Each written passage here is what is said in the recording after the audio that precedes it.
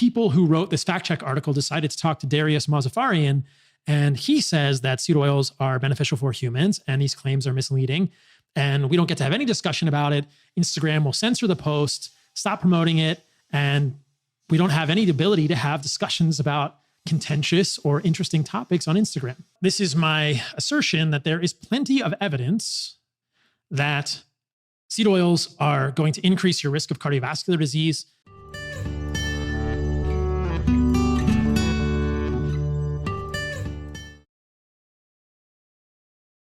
So let's start with this study first. The title is Effects of an Oleate-Rich and Linoleic-Rich Diet on the Susceptibility of Low-Density Lipoprotein to Oxidative Modification in Mildly Hypercholesterolemic Subjects. Basically, they're saying we're either going to feed people olive oil or oils that are high in oleic acid, or we're going to feed them seed oils high in linoleic acid and see how fragile their LDL is. See how susceptible to oxidation their LDL particle is.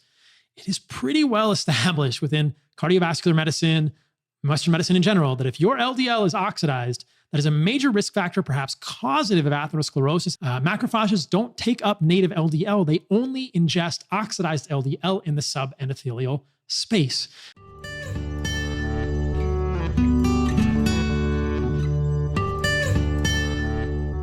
And imagine this. So this was an 8-week diet, and what they found is noted here, that LDL oxidation is altered by adding polyunsaturated fats.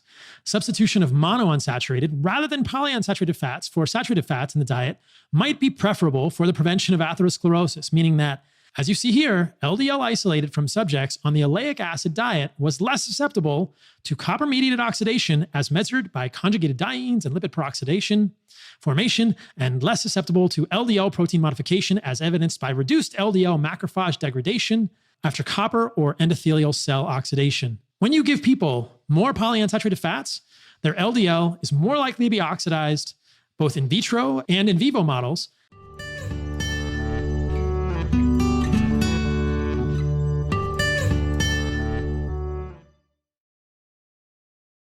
How about another one? Changes in dietary fat intake alter plasma levels of oxidized LDL and Lp(a). Lp(a) is a very known strong risk factor for cardiovascular disease. In this study, 37 healthy women fed 2 diets. The saturated fat intake was decreased from 28 grams to 20 grams, and the amount of polyunsaturated fat was increased from 11 grams to 13 or 19 grams. And what did they find?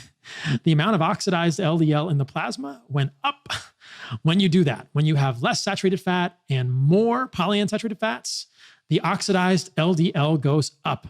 So the median plasma oxidized LDL increased by 27% in response to the low-fat, low-vegetable diet, and 19% in response to the low-fat, high-vegetable diet. Also, the Lp(a) concentration was increased by 7% and 9% respectively. They're saying the low-fat diet in respect to lower saturated fat, but as you see here, they are increasing the polyunsaturated fat. So solid evidence that increasing polyunsaturated fat, lowering saturated fat causes more oxidized LDL.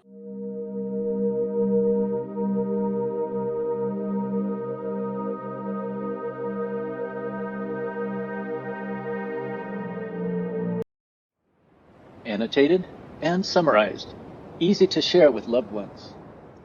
The description below the title for this video has these summary points.